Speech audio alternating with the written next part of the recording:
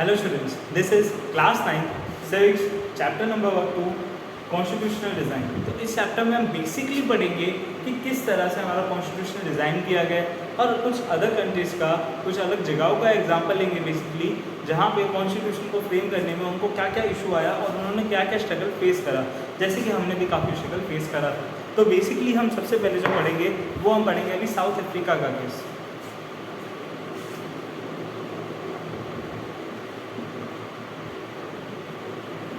इससे पहले just constitution का एक छोटा सा डिस्क्रिप्शन। बेसिकली कॉन्स्टिट्यूशन मतलब क्या होता है, जिसको हम हिंदी में बोलते हैं हमारा संविधान, जो कि हमारा संविधान 26 जनवरी 1950 को लागू किया गया था, ठीक है, इम्प्लीमेंट किया गया था। तो बेसिकली कॉन्स्टिट्यूशन एक बुक होती है जिसमें हमारे रूल्स लिखे जाते हैं और वो रूल्स कुछ इस तरह से होते हैं कि how a country should be govern, country को गवर्न कैसे किया जाना चाहिए, लोगों को क्या राइट्स मिलेंगे, किसको कितनी पावर मिलेगी, अलग अलग लेवल्स पे पावर का डिस्ट्रीब्यूशन। और हमेशा ये ट्राई किया जाता है कॉन्स्टिट्यूशन में, जो डेमोक्रेटिक कंट्रीज होती हैं उनके कॉन्स्टिट्यूशन में, कि कॉन्स्टिट्यूशन के अकॉर्डिंग सब चलें ताकि कोई भी अपनी पावर का मिसयूज़ ना कर सके, ठीक है।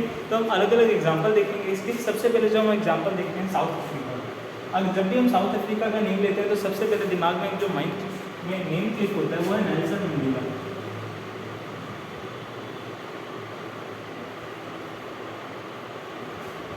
अब जैसे हम इंडिया की बात करते हैं तो इंडिया में कई सारे फ्रीडम जिन्होंने हमें फ्रीडम दिलाई, तो उन जब पर्सन्स की बात करते हैं तो वैसे जब साउथ अफ्रीका की बात करते हैं तो उनमें जो सबसे प्रोमिनेंट नेम आता है, सबसे बड़ा नेम आता है फ्रीडम फाइटर्स में, वो है नेल्सन मंडेला का। तो नेल्सन मंडेला के बारे में देखेंगे। अब बेसिकली साउथ अफ्रीका में एक जो सिस्टम चलता था उसका नाम था एपार्थाइड सिस्टम।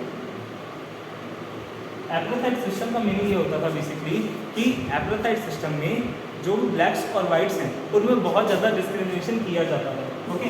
ये हमें नॉर्मल पता भी है और ये हमने देखा भी है। जो ब्लैक और वाइट पीपल हैं तो उनमें बहुत ज़्यादा डिस्क्रिमिनेशन किया जाता था, जैसे इंडिया में कास्ट बेस या रिलीजन बेस्ड डिस्क्रिमिनेशन किया जाता है बेसिकली, कुछ उसी तरह से।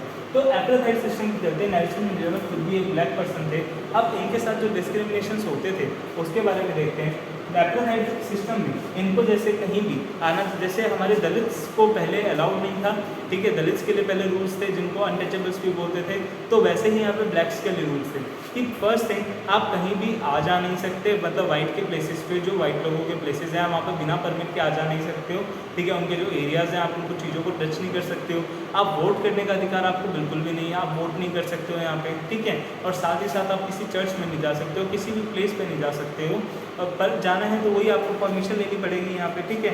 और इसी के साथ साथ स्विमिंग पूल, हॉस्पिटल, जो भी बेसिक फैसिलिटी है वो भी आप वाइट पर्सन की यूज़ नहीं कर सकते हो। आपको अगर फैसिलिटी यूज़ करनी है तो आप you have to make your own, आपको खुद की वो फैसिलिटी बनानी पड़ेगी। But they are very poor, वो खुद की फैसिलिटी बना ही नहीं सकते थे, बिकॉज उस समय उनकी कंडीशन ये थी, ना उनको जॉब मिलती थी, ना उनको सही से वर्क मिलता था, उनकी कंडीशन बहुत ज़्यादा पुअर थी। तो बेसिकली ये ईयर आता है 1964 से। नेल्सन मंडेला काफ़ी टाइम से कोशिश कर रहे थे अपने ग्रुप बना के कि वो यहाँ पे इन सब चीज़ों को ख़त्म कर सकें, पर 1964 में उनको लाइफ इम्प्रिजमेंट कर दिया गया, यानी कि हम जो हम जेल की बोलते हैं सज़ा, जेल की सज़ा उनको दे दी गई। किस कारण? क्योंकि उन्होंने इस एपार्थाइड सिस्टम का विरोध किया था, इस एपार्थाइड सिस्टम के खिलाफ खड़े हुए, और उनको कोई छोटी मोटी सज़ा नहीं, उनको 28 ईयर्स के लिए, जो वहाँ का सबसे डेडलीस्ट प्रिजन है रॉबिन आइलैंड पे, तो वहाँ पे उनको वो पनिशमेंट दी गई थी कि आपको 28 ईयर्स तक वहाँ पे जेल में रखा जाएगा, जो कि सबसे बुरा प्रिजन माना जाता है वहाँ पर। तो ये इनके लिए सज़ा थी, सिर्फ अपने लिए राइट्स की डिमांड करने के कारण। पर इसके बावजूद भी इनकी कोशिश लगातार हमेशा स्टार्ट रही, और इसके कुछ समय के बाद इनको वहाँ पे अपना कॉन्स्टिट्यूशन लागू करवा दिया गया, यानी कि इनको 1994 में इनका खुद का कॉन्स्टिट्यूशन इनको मिला, लेकिन इतने लंबे स्ट्रगल के बाद, ओके। अगली चीज़ आती है कि वहाँ पे कांग्रेस की, यानी वहाँ पे भी एक गवर्नमेंट थी जिसका नाम था ANC means African national Congress government. तो अफ्रीकन नेशनल कांग्रेस गवर्नमेंट किससे बनी थी? वहाँ के ही कई जो ब्लैक लोग थे उन्होंने मिलकर अपनी गवर्नमेंट बनाई थी, ताकि वो इस सेग्रेशन मतलब क्या होता है, किसी भी एक कम्युनिटी को दूसरी कम्युनिटी से बिल्कुल अलग कर देना सोसाइटी से, तो इस सेग्रेशन को वो रोक सकें, इसलिए उन्होंने अपनी एक कम्युनिटी बनाई थी, और इस कम्युनिटी के जरिए, इस गवर्नमेंट के जरिए वो इन सब चीज़ों का अपोज करते थे। जैसे इंडिया में भी नेशनल कांग्रेस थी, इंडियन नेशनल कांग्रेस, ठीक है। तो अभी जो कांग्रेस गवर्नमेंट है बेसिकली वही। तो इस तरह से अलग अलग गवर्नमेंट्स बनाई गई, अलग अलग कोशिशें की गई, ताकि उससे क्या किया जा सके, हम ये लोग इंडिपेंडेंट हो सके, या फिर जो कॉन्स्टिट्यूशन है उसमें में ये लोग चेंज करवा सकते हैं बेसिकली, ठीक है। अफ्रीका में रह रहे हैं पर इनको वो राइट्स नहीं मिल रहे हैं, ये अपने कॉन्स्टिट्यूशन के लिए कोशिश कर रहे थे कि हमें कॉन्स्टिट्यूशन में हमें चेंज चाहिए, हमारे रूल्स हैं उनमें बदलाव दो और हम सबको इक्वली ट्रीट करो, क्योंकि हम सब भी इक्वल उतना ही राइट डिजर्व करते हैं, ओके।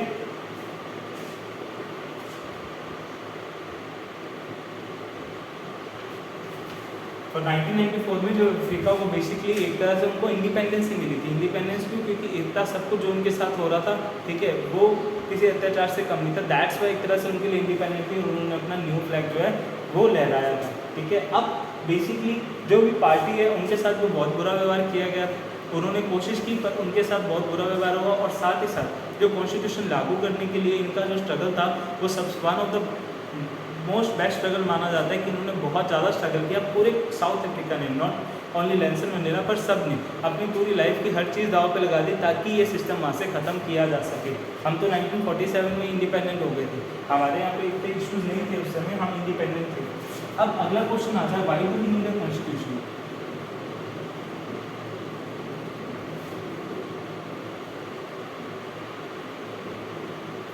अब जब अभी हमने साउथ अफ्रीका का केस पढ़ा तो इससे हम बहुत ज़्यादा क्लियर है कि हमें कॉन्स्टिट्यूशन की ज़रूरत क्यों है। तो सबसे पहली चीज़, कॉन्स्टिट्यूशन इसलिए ज़रूरी है ना ताकि गवर्नमेंट जो है, गवर्नमेंट को पता रहे कि हमें किस तरह से काम करना है। ऐसा ना हो गवर्नमेंट धीरे धीरे सारी अपनी पावर के अकॉर्डिंग अपने अकॉर्डिंग काम करने लगे और उनके ऊपर कोई कंट्रोल ना हो। सबको पता होना चाहिए कि पावर्स को कहाँ का डिवाइड करना है, किसके पास कितनी पावर होगी, ताकि कोई भी अपनी पावर का अननेसेसरी यूज़ ना कर सके। अब लाइक अगर प्राइम मिनिस्टर को कोई भी रूल इंप्लीमेंट करना है तो प्रेसिडेंट से सलाह लेनी पड़ेगी, उनकी यस करने पे वो रूल इंप्लीमेंट होगा। और इस तरह के बहुत सारे रूल्स हैं जिससे पावर डिवाइडेड है। जुडिशरी, हमारे कोर्ट के जजेस जो अगर कुछ गलत करते हैं तो लेजिस्लेचर वाले यानी कि लोकसभा राज्यसभा के लोग उनको पनिश कर सकते हैं। लोकसभा राज्यसभा के लोग कुछ गलत करते हैं तो जुडिशरी उनको पनिश कर सकती है। ये सब राइट सबके पास हैं, अलग अलग तरह से पावर को ऐसे ही डिस्ट्रीब्यूट किया गया है कि कभी भी पावर का गलत यूज़ ना हो सके, ओके।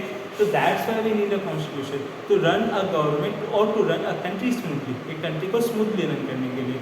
इसलिए हमें कॉन्स्टिट्यूशन की बहुत ज़्यादा नीड है, ठीक है। अदरवाइज हमें अपने राइट्स नहीं मिलेंगे, हम जो बोलने का अधिकार रखते हैं हम वो बोल नहीं पाएंगे, हमसे वो राइट्स छीन लिए जाएंगे। अभी जो भी गवर्नमेंट आएगी उनको पता है कि एक सेट ऑफ रूल्स उनके लिए ऑलरेडी प्रिपेयर्ड है जिसके अकॉर्डिंग उनको काम करना है और उसमें वो ज़्यादा इंटरफेरेंस नहीं कर सकते हैं, okay.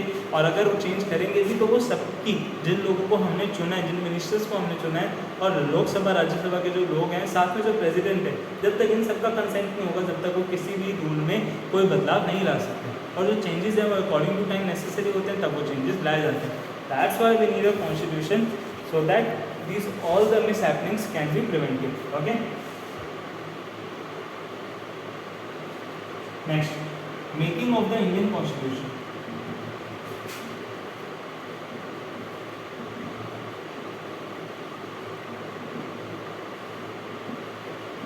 Okay, so making of Indian Constitution is a little big topic. We will study it in the next video. इसमें बेसिकली पढ़ेंगे किस तरह से हमारा कॉन्स्टिट्यूशन बना, किन किन लोगों ने बनाया, क्या क्या स्टेप्स रहे, कब बना, कब स्टार्ट हुआ, कब खत्म हुआ, कितना टाइम लगा। तो ये सब चीज़ें हम making of the Indian constitution में पढ़ेंगे।